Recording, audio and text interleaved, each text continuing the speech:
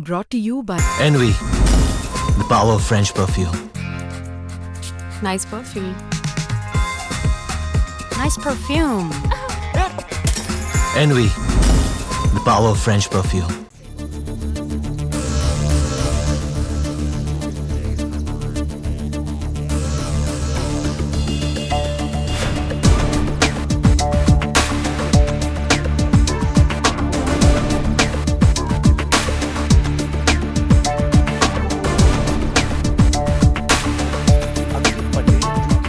Tennis सिखाते हैं बच्चों को गुड़गांव में। कुछ समय तक राधिका को भी टेनिस सिखाया आपने। सर, कब ट्रेनिंग दी आपने राधिका को? ये कोविड के आसपास, थोड़े दिन कोविड के बाद में 3-4 मंथ्स जब बहुत सारी चीज़ें बंद थी, ये जगह खुल गई थी कंपैरेटिवली, क्योंकि this is a private place.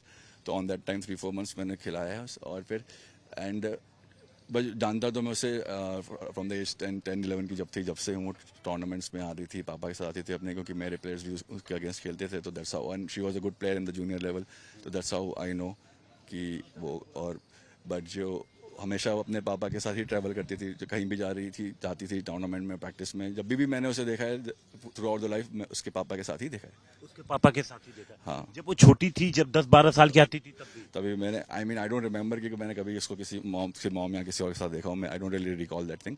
हमेशा मैंने पापा के साथ प्रैक्टिस हो चाहे मैच में, जितनी बार भी ऐसे देखा है। जब आप ट्रेनिंग देते थे तो पापा अच्छा आके बकायदा यहीं पे ट्रेनिंग देते थे सर? हाँ, थोड़े टाइम के लिए यहाँ पे आते थे। मैं उस पापा ही आते थे वो यहाँ पे। मेरे या तो मैं सिखाता था, या तो फिर जो और भी कोचेस हैं उनके अंडर में, डिपेंडिंग, क्योंकि कोविड का टाइम था तो उस समय सबको निकलना अलाउ नहीं होता था, तो लिमिटेड लोगों का था। तो कभी मैं कभी कोई, तो 3-4 मंथ्स में आते, उससे पापा हमेशा आते थे। वो बैठते थे पूरे टाइम? हाँ, हमेशा बैठते थे, लेके आते थे, लेके जाते थे हमेशा। आप कोच हैं तो आपके पिता से भी बात होती होगी, बेटी से भी बात होती होगी। दोनों लोगों के बीच बॉन्डिंग कैसी थी? बहुत अच्छी थी सर। मैं तो खुद बहुत ही ज़्यादा शॉक्ड हूँ जब मैंने पहली बार ये सुना। कभी भी मैंने नोटिस भी नहीं करा कि उसके डैड अपनी बेटी के साथ ऐसा कर सकते हैं। उनका बिहेवियर कोई ख़राब हो, कभी से होता है कि बच्चा मैच हार जाए तो फिर पेरेंट्स थोड़ा गुस्से में बोलते हैं, चिल्लाते हैं, हल्का सा ऐसा होता है। बट वो चीज़ कभी नहीं था। मेरे हिसाब से he used to love a lot अपनी बेटी को। बट ये जो इंसिडेंट हुआ है, जो हुआ है, वो it was very very surprising and unfortunate.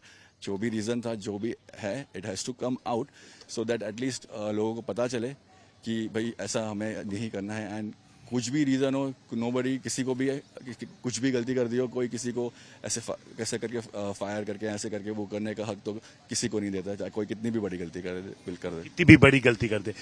आप ये बताएं कि जब 10-12 साल, यानी कितनी उम्र से खेल रही थी राधिका? मैंने तो 10-11 से देखा है। वो पहले से भी खेल रही हो, बट 10-11 साल से खेली थी। एंड वो she was a good level of player. Good level of player. किस रैंक तक पहुंची थी, आपको जो जानकारी? जूनियर्स में तो वो इंडिया में टॉप 20 के अराउंड पहुंची थी नेशनल्स में। और ITF के लिए भी तैयारी, इंटरनेशनल के लिए भी तैयारी कर रही थी। और टूर्नामेंट्स भी खेले होंगे उसने। कितना आगे गई, क्वालिफाई किया नहीं किया वो नहीं, बट एक स्टेट लेवल से ऊपर की प्लेयर थी और अच्छे लेवल की प्लेयर थी और टैलेंटेड प्लेयर थी, हार्ड वर्किंग भी। तो जब उसके कंधे में चोट लगी तो आपकी बातचीत हुई थी, या जब उसने अपना एकेडमी खोलने की सोची तो आपसे कभी बात?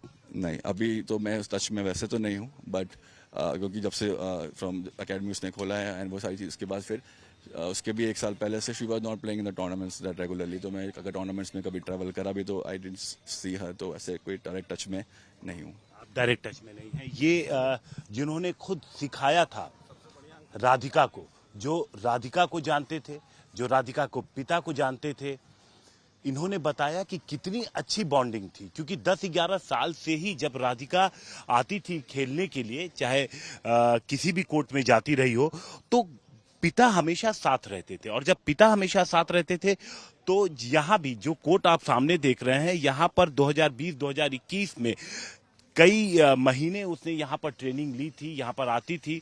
कोविड का वक्त था, इसलिए उस वक्त कम टीचर्स होते थे। उस दौरान भी आप सोचिए, जब कोविड था तो उस दौरान भी यहाँ पर उसके पिता लेकर के आते थे कोचिंग दिलाने के लिए। तो आप सोचिए कि किस लेवल तक पिता सपोर्ट करते थे अपनी बेटी को। तो आखिर ऐसा क्या हो गया कि एक पिता ने अपनी बेटी पर ही गोलियां चलाई? पुलिस फिलहाल इस पूरे मामले की जांच कर रही है।